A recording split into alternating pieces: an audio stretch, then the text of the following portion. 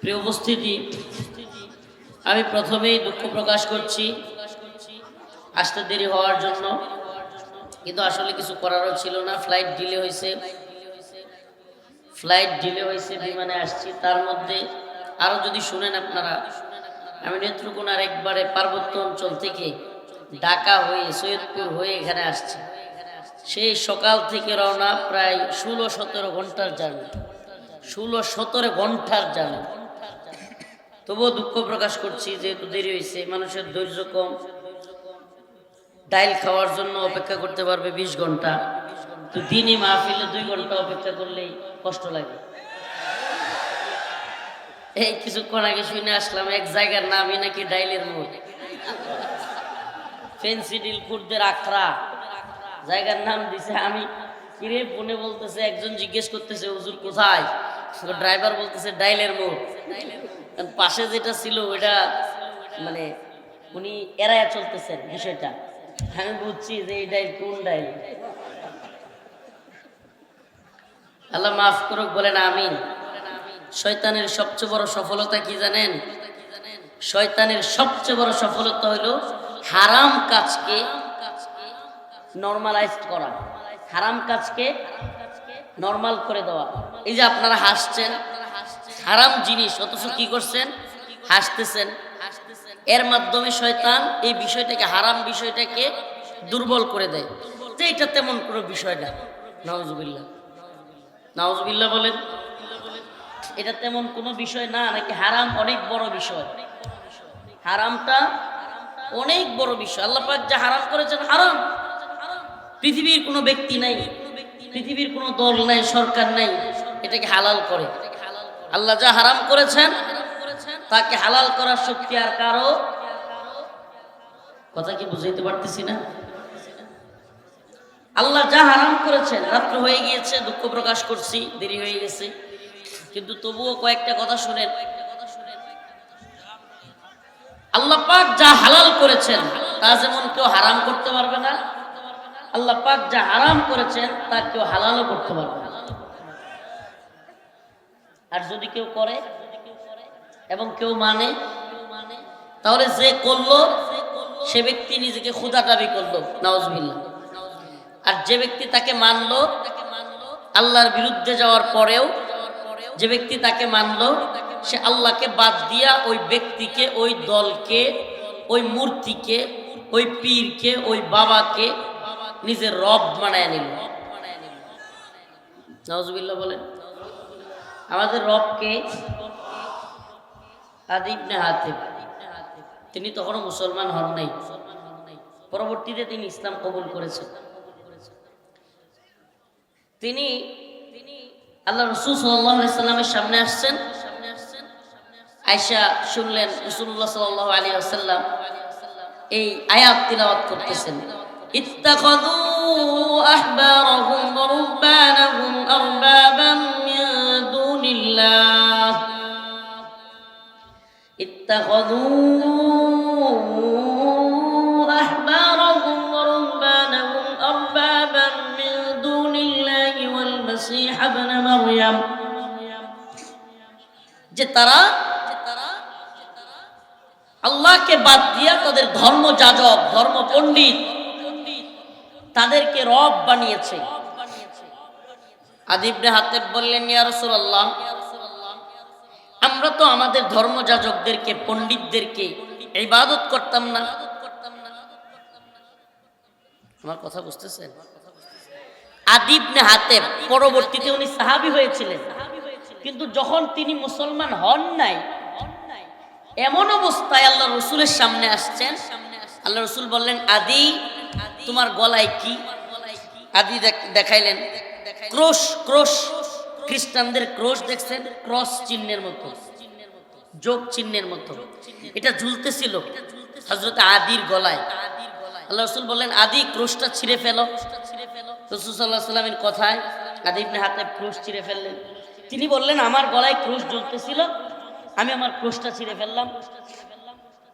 এবার আমি শুনলাম রাসূলুল্লাহ সাল্লাল্লাহু আলাইহি ওয়াসাল্লাম তিলাওয়াত করছেন, ইত্তাখাযু আহবারাহুম ওয়া রুহবানাহুম আরবাবাম মিন দুনিল্লাহ, তারা আল্লাহকে বাদ দিয়া তাদের ধর্মযাজক মানে খ্রিস্টানদের ধর্মযাজক কারা?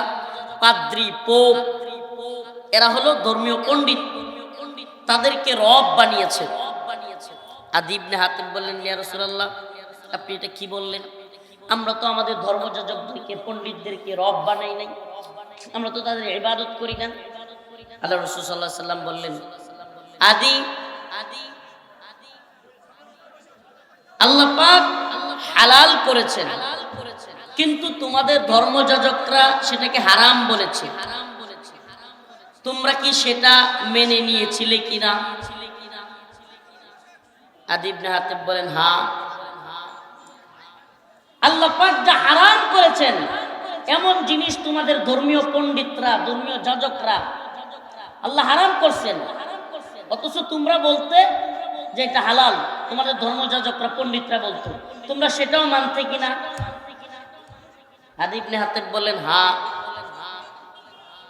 আল্লাহর রাসূল বলেন, ধর্মযাজকরা আল্লাহর হারামকে হালাল করলে তোমরা মানতে, আল্লাহর হালালকে হারাম করলেও তোমরা মেনে নিতে। এই যে তোমরা হালালকে হারাম করন মেনে নিতে, আর হারামকে হালাল করলেও মেনে নিতে। ফাতিলকা ইবাদাতুহুম ইয়াহুম, এটাই হলো তাদের ইবাদত। এটাই কি বলেন না, এটা কি?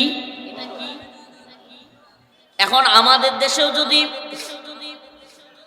ডাল খাওয়াকে কেউ হালাল বানায় দেয়, আল্লাহ বলছেন, ইন্নামাল খামরু ওয়াল মাইসির ওয়াল আনসাব রিজসুম মিন আমালিশ শাইতান।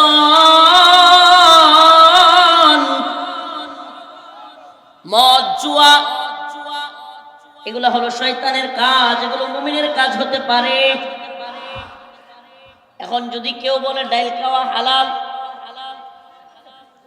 তাহলে সে কি আল্লাহর পক্ষে বললো না আল্লাহর বিরুদ্ধে? এই কুড়িগ্রামের মুসলমান, কথা কন নাকি? আল্লাহর পক্ষে না আল্লাহর বিরুদ্ধে? আওয়াজ এত স্লো কে? এত যুবক হাজার হাজার, আল্লাহর পক্ষে না আল্লাহর বিরুদ্ধে? আল্লাহ বলেছেন ডাল খাওয়া, এ ডাল মানে ডাল না, ডাল না, ফেন্সিডিল খাওয়া, মদ খাওয়া হারাম কে বলেছেন? দেশের সরকার কয় হালাল। কি আর না, বাংলাদেশে হালাল এটা? এই যে আপনাদের এলাকার নেতা বসে আছে, জানেন না বাংলাদেশের মধ্যে লাইসেন্স আছে? এটা শুধু হাসিনা সরকারের দোষ না। ইসলাম কি আসলে? ইসলামের বেসিক বিষয়টা কি, মৌলিক বিষয়টা কি? ইসলাম শুধুমাত্র কোন দল বা ব্যক্তির বিরুদ্ধে বলে না, ইসলামের বিরুদ্ধে যারা বলে এমন প্রত্যেক দল, প্রত্যেক নেতা, প্রত্যেক নেত্রীর বিরুদ্ধে বলে। আমাদের কাজটা কি? আমরা কি শুধু একটা দলের বিরুদ্ধে ছিলাম? শুধু একটা নেতার, নেত্রীর বিরুদ্ধে ছিলাম? আমরা ভারতের গোলামির বিরুদ্ধে ছিলাম। আমরা আওয়ামী লীগ কিংবা হাসিনা সরকারের বিরোধিতা করেছি কেন? আওয়ামী লীগ কিংবা হাসিনা সরকার বাংলাদেশে ভারতের গোলামির একটা রাষ্ট্র কায়েম করেছিল। ভারতের হাতে জিম্মি, ভারতের গোলামি। আমাদের সীমান্তের কাঁটাতারে ফেলানির লাশ, অসংখ্য ফেলানির লাশ ঝুলত। আমাদের বন্যার সময় পানি ছেড়ে দিয়ে মানুষকে মেরে ফেলা, আর যখন আমাদের পানি দরকার তিস্তার বাঁধ আটকে দিয়ে এই পুরো এই অঞ্চলের মানুষের জমির ফসল নষ্ট করে দেয়া। ফেলানি পাশের উপজেলায় নাগেশ্বরী। এই তো ছিল। এরপরে আমরা কি করতাম? আমরা বলতে আমাদের এই তথাকথিত চাটুকার নেত্রী আর তার দল আমরুপালি দিত, ইলিশ দিত, এরপরে বন্দর দিত, ট্রানজিট দিত, রেল লাইন দিত, সব দিয়া আর আমরা উপহার পাইতাম লাশ। কথা সত্য? উপহার পাইতাম। এরপরে মুখ বেসকে বেসকে এই সামসার চাটুকার নেতারা, গোলামের দল, এই গোলামের বাচ্চারা কইতো আমাদের স্বামী স্ত্রীর সম্পর্ক। বলতো কি বলতো না? তো এই নির্লজ্জতা আমরা দীর্ঘদিন দেখেছি। প্রিয় ভাইরা আমার, বন্ধুগণ আমার, আমাকে বলেন, নতুন করে কেউ যদি ভারতের গোলামি, ক্ষমতার মোহে, ক্ষমতার চিন্তা করে নতুন করে কেউ যদি ভারতের গোলামি করে, আমরা হাসিনার যেমন বিরোধিতা করছি তাদেরও বিরোধিতা করব না? করব কি করব না? কেন? কারণ ওই একটাই, কারণ ওই একটাই, আমরা ভারতের গোলামি মানব না। আমরা আল্লাহর গোলাম হইতে আসছি। এই মাথা কার সামনে নোয়াবো? একমাত্র আল্লাহর সামনে। আমরা কারাগারে যেতে পারি, জেলে যেতে পারি, রিমান্ডে দেওয়া হইতে পারে, ফাঁসি দেওয়া হইতে পারে, কিন্তু আমাদের মাথা গোলামি করবে একমাত্র কার? একটা জালেম শক্তি সব সময় চায় ঘাসের রাজত্ব তৈরি করতে, মানুষের মধ্যে ভয় ভীতি আতঙ্ক ছড়াইয়া দিতে। আলহামদুলিল্লাহ এই প্রজন্ম দেখায় দিছে, এই প্রজন্ম সামসামিয়া চাটুকারিতার প্রজন্ম না। তো যে কথা বলতেছিলাম, তো আমরা আল্লাহর গোলামি করি, তো আল্লাহ পাক যা হালাল করেছেন তাকে হালাল মানতে হবে কি হবে না? হালাল শব্দের বাংলা অর্থ কি জানেন? বৈধ। হালাল শব্দের বাংলা অর্থ, হারাম শব্দ এটা আরবি, হালালও আরবি, হালাল আরবি শব্দ, বাংলা অর্থ আজকে জেনেন কি? হারাম আরবি শব্দ, বাংলা অর্থ অবৈধ। বৈধ, অবৈধ, তার মানে বৈধ এবং অবৈধ এটাই হালাল হারাম। আমাকে বলেন, যদি মদের লাইসেন্স দেয়া হয় সেটাকে হালাল করা হইল কি হইল না? রাষ্ট্রীয়ভাবে হালাল করা হইল কি হইল না? যদি সুদের ব্যাংকের লাইসেন্স দেয়া হয় তাইলে সুদকে রাষ্ট্রীয়ভাবে হালাল করা হইল কি হলো না? মদের বারের লাইসেন্স দেওয়া হইলে সেটারও বৈধ হালাল হইল কি হইল না? পতিতালয়ের লাইসেন্স দেওয়া হইলে সেটারও হালাল করা হইল কি হইল না? এখন আমাকে বলেন, আল্লাহ রসুল যদি বইলা থাকেন যে হে আদি, আল্লাহ পাক যা হালাল করত, তোমাদের ধর্ম যাজকরা, তোমাদের পোপ, তোমাদের পাদ্রীরা, আহবার রুহবানরা সেগুলোকে হারাম করতো, তোমরা মাইনা নিতে? বলতো হ্যাঁ। আবার যখন হারামকে হালাল করতো তখনও মাইনা নিতে? বলে হ্যাঁ। ফাতিলকা ইবাদাতুহুম ইয়াহুম, সেটাই আল্লাহকে বাদ দিয়া তাদের ইবাদত। এখন আমাকে বলেন, আমরাও যদি সরকার আল্লাহর বিরুদ্ধে আইন করে, কোরআনের বিরুদ্ধে আইন করে, এই হুজুর যে কথাটা বললেন যে ইসলামের বিরুদ্ধে গেলে প্রধানমন্ত্রী মানি না, ইসলামের বিরুদ্ধে গেলে রাষ্ট্রপতি মানি না, যদিও জনসাধারণকে ধোঁকাবাজি দেখাইছে এই সরকার, যে রফিকুল ইসলাম মাদানীকে এই কারণে গ্রেফতার করা হয়েছে, বাস্তবে এটার কোনো সম্পর্কই নাই। বাস্তবে হলো দাদারে খুশি করতে গিয়া দিদি সব আলেমরারে জেলে দিয়েছে। বাস্তবে এক একজনের এক এক মামলা দিছে, কাউরে জঙ্গি, কাউরে রাজাকার, কাউরে ধর্ষক নাউজুবিল্লাহ, কাউরে ডিজিটাল সিকিউরিটি অ্যাক্ট, বিভিন্ন মামলা দিছে, কিন্তু মূল কাহিনী হলো দাদারে খুশি করা। দাদারে খুশি করেও তো দিদির গদ্দি টিকে নাই, ঠিক কি ঠিক না? গদি টিকবে না, জুলুমের শাসন টিকে না। কুলিল্লাহুম্মা মালিকাল মুলক তুতিল মুলকা মান তাশা ওয়া তানজিউল মুলকা মিম্মান তাশা ওয়া তুইজ্জু মান তাশা ওয়া তুযিল্লু মান তাশা বিয়াদিকাল খায়র ইন্নাকা আলা কুল্লি শাইইন কাদির। সুবহানাল্লাহ।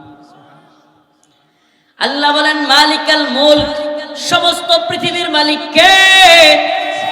তাবারাকাল্লাযী বিয়াদিহিল মুলক ওয়া হুয়া আলা কুল্লি শাইইন কাদির। সমস্ত কিছুর মালিক কে? তুতিল মুলকা মান তাশা, আল্লাহ যাকে চান তাকে একটু ক্ষমতা দেন। কি করেন? আল্লাহ যাকে চান তাকে ক্ষমতা দেন, পরীক্ষা করেন। ওয়া তানজিউল মুলকা মিম্মান তাশা, আবার যখন চান ক্ষমতা কেড়ে নিয়ে যান, রান্না করা খাবার রেখে পালায়া যাইতে বাধ্য হয়। আল্লাহ কোরআনের কথা এটা, ওয়া তানজিউল মুলকা মিম্মান তাশা। আবার যখন মনে চায় আল্লাহ ক্ষমতা কেড়ে নিয়ে যান, রান্না করা খাবারও খায়া যাইতে পারে। সুবহানাল্লাহ। এটা একমাত্র পারেন কে? তাইলে ইবাদত করলে কার করব? বলেন না কার? মুসলিম ইমানদার কোন জাতিকে, যেহেতু এলাকায় আসতে আসতে কথাটা মনে পড়লো, এই ব্যাপারেই নসিহত দেই। অসুস্থতা অনুযায়ী মলম দিতে হয়। রোগ এক জায়গায়, মলম আর এক জায়গায় দিলে জীবনেও রোগ সারবে না। কোন জাতিকে গোলামির জিনজিরে আবদ্ধ করতে হইলে সশস্ত্র হামলা করে সেই জাতিকে গোলাম বানানো যায় না। কোন জাতিকে গোলাম বানানোর জন্য যে দুইটা কাজ পৃথিবীর ইতিহাসে সমস্ত আধিপত্যবাদী শক্তি করেছে, এই দুইটা কাজের একটা হলো অশ্লীলতা আর একটা হলো মাদক আসক্তি। বলেন না, একটা অশ্লীলতা বেহায়াপনা, আরেকটা মাদক আসক্তি।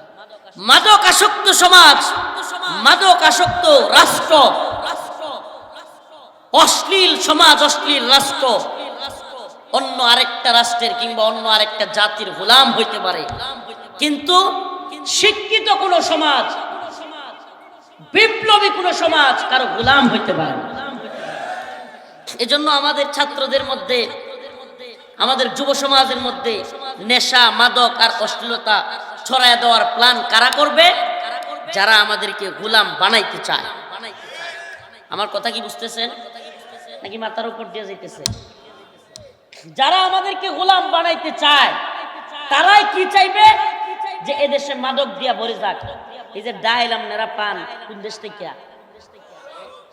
হাসারা কোয়েন কই থেকে? তো ওরা ডাইল কেন সাপ্লাই দেয়? যে ডাইল খায়া সব টাইল হয়ে থাক, আমরা বাংলাদেশ দখল করে নিয়ে যাই। বিনিয়ামিল মোল্লারা, রফিকুল ইসলাম মাদানিরা বিপ্লবী হবে না যদি নেশাগ্রস্ত হয়। কেমনে হবে? মাল খায় তো টালুয়ে পড়ে থাকবে। ওর আবার দেশের চিন্তা কি? ওর আবার জাতির চিন্তা কি? ওর চিন্তা হইলো কখন ডাইলটা ডেলিভারি হইব আর হ্যাঁ খাইব। হ্যাঁ, সব কি ডাইলের বয়ান শুনে কষ্ট পাইতেছে নাকি? হ্যাঁ, উঠে গেতাইলে না রাত বুঝিয়েছে, ঘুম ধরছে। এই ঘুম তো আমারও ধরছে। আমি তো প্রায় 700-800 কিলোমিটার, 700-800 সবটা ঘোরায় হিসাব করলে 700-800 কিলোমিটার, প্রায় 1000 কিলোমিটার বললে ভুল হবে না। এত ঘুরে দুনিয়া ঘুরে আসলাম আপনাদের এখানে। আমার কষ্ট মেরুদণ্ড সহ ব্যথা করতেছে, মেরুদণ্ড সহ ব্যথা করতেছে। কয়টা গাড়ি পাল্টাইছি, বিমান, কত কিছু পাল্টাইছি, এরকম হিসাব নাই। 16-17 ঘন্টার জার্নি। তারপরেও কিছু কথা বলে যাই, সীমান্ত এলাকার মানুষ কঠিন ষড়যন্ত্র হচ্ছে এই দেশটাকে নিয়ে। বিশেষ করে ক্ষমতালোভী কিছু গোষ্ঠী, কিছু দল, কিছু নেতা, ক্ষমতালোভী, যাদের দরকার ক্ষমতা। আওয়ামী লীগেরও যেমন ভারতের কাছে বিক্রি করে হইলেও দরকার ছিল ক্ষমতা, এখন নতুন কইরাও কিছু চাটুকার আর গোলাম, এরারও দরকার ক্ষমতা। প্রয়োজনে ভারতের গোলামি করবে, তবুও দরকার ক্ষমতা। এই ক্ষমতার মুহে আচ্ছন্ন হয়ে আমাদের যে যুবক, আমাদের যে তরুণ সিংহ শার্দুলরা সাহসিকতা দেখায়া, আমি যদি নাম নিয়েই ফেলি, এই বাংলাদেশের জামাতে ইসলামী বলেন, হেফাজতে ইসলাম বলেন, বিএনপি বলেন, ইসলামী আন্দোলন বলেন, যে কোনো দল বলেন, সবগুলো দলকে মারতে মারতে মারতে মারতে আওয়ামী লীগ কোণঠাসা করে নাই? বলেন না, করে নাই? সব দল মিলে আন্দোলন করে হাসিনাকে কিছু করা যায় নাই। দিন শেষে আমাদের এই যুব সমাজ, আমাদের এই তরুণ প্রজন্ম স্কুল কলেজে পড়াশোনা করে, ভার্সিটিতে পড়াশোনা করে, যাদের অনেকেই বিভিন্ন ধরনের বন্ধু বান্ধব নিয়ে আড্ডা মারা, কিংবা আল্লাহ মাফ করুক সিগারেট খাওয়া, ঘোরাঘুরি করা, এগুলোর বয়স এদের। এই 25, 26, 27 বছর বয়সের যুবকদের কাজ কি? বন্ধু বান্ধব নিয়ে আড্ডা মারবে, আল্লাহ মাফ করুক, কিংবা ঘুরবে, সিগারেট খাবে, এই যুবকগুলো কোন দল দিয়ে কাজ হয় নাই। আমি আমি আমি অস্বীকার করছি না যে হেফাজতে ইসলাম, জামাতে ইসলামী, ইসলামী আন্দোলন, বিএনপি, এই সমস্ত দলগুলো হাসিনার বিরুদ্ধে আন্দোলন করেন, এটা অস্বীকার করার সুযোগ নাই। প্রত্যেকটা দল আন্দোলন করেছে, প্রত্যেকটা দল আহত হয়েছে, প্রত্যেকটা দলের কর্মীরা জেলে গিয়েছে, অস্বীকার করতেছি না। কিন্তু দিন শেষে সবচাইতে বড় রিস্কটা তো নিয়েছে এই তরুণ সমাজ। সবচাইতে বেশি রিস্ক, সবচাইতে বেশি যারা কিনা নিজের জীবনকে বিলিয়ে দেওয়ার প্ল্যান করে, আমাদের যেই যুব সমাজ আমাদেরকে হাসিনা মুক্ত বাংলাদেশ উপহার দিল, আজকে সেই যুব সমাজের উপরে আমরা হাত তুলতে দ্বিধা করতেছি না। এর চাইতে বড় নিমক হারাম জাতি আর কিছু হইতে পারে না। এই যুব সমাজ, এই আমাদের মীর সাঈদ, মীর মুগ্ধরা জীবন দিয়েছে। আমার তো মনে হয় আল্লাহ মাফ করুক, আজকে যদি এরাও জীবিত থাকতে, তো মারা গেছে, সব বীর হয়ে গেছে গা, এরা জীবিত থাকলে এই ছেলেগুলোরেও কেউ না কেউ আঘাত করত। আল্লাহ মাফ করুক। গতকালকে একটা বিষয় দেখে খুবই কষ্ট লাগছে। হাসনাত আব্দুল্লাহ, প্রিয় ভাই, আরে এই ছেলেগুলো নিজের জীবনের পরোয়া করে নাই। সারা দেশ যখন নেট শাটডাউন করে দেওয়া হয়েছে, নেট অফ করে দিছে, সবকিছু অফ করে দিছে, নেট নাই, কোনো কিছু নাই। এই যে আপনাদের এই ছেলে কিংবা এই সমস্ত যুবকগুলো নিজের জীবনকে বিলিয়ে দিয়ে চিন্তা না করে তারা রাজপথে নেমেছে। সারা দেশে নেট নাই, কিচ্ছু নাই, একের পর এক গুলি করতেছে, হেলিকপ্টার থেকে গুলি করতেছে, ঘর থেকে ধরে নিয়ে যাচ্ছে, হাত পা ভেঙে দিচ্ছে, মায়ের কোলে শিশুকে গুলি করতেছে।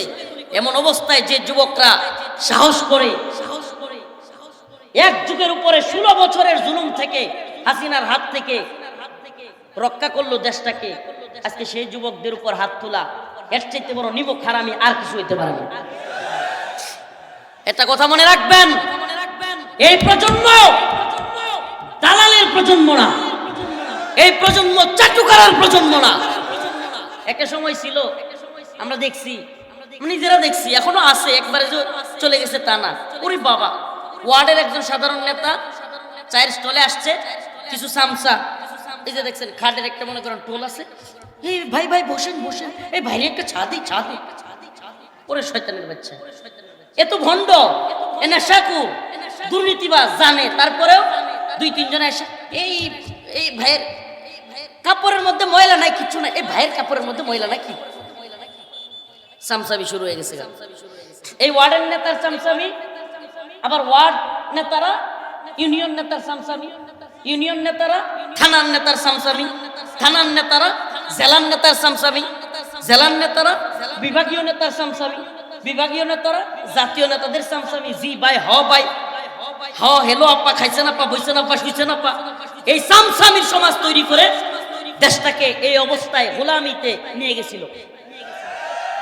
আমি কারাগার থেকে বের হয়ে আই, প্রথম প্রোগ্রামগুলোতে বলছিলাম, তখন হাসিনা ক্ষমতায় ছিল, তখন বলছিলাম, তখনকার কথা, কিশোরগঞ্জে একটা প্রোগ্রাম বলেছিলাম, বিভিন্ন জায়গায় প্রথম দিকে কারাগার থেকে বের হয়ে, তখন হাসিনা সরকার ক্ষমতায়, আওয়ামী লীগ, বলেছিলাম যে দেশের সেনা প্রধান চামচা, প্রধান বিচারপতি চামচা, যে দেশের প্রধান বক্তা চামচা, প্রধান মুফতি চামচা, যে দেশের প্রধান মসজিদের খতিব চামচা, যে দেশের সাংবাদিক চামচা, উকিল চামচা, যে দেশের শাইখুল হাদিস চামচা, এই সব চামচার দেশে প্রধানমন্ত্রী হাসিনা হবে নাকি উমর রাদিয়াল্লাহু আনহু হবে?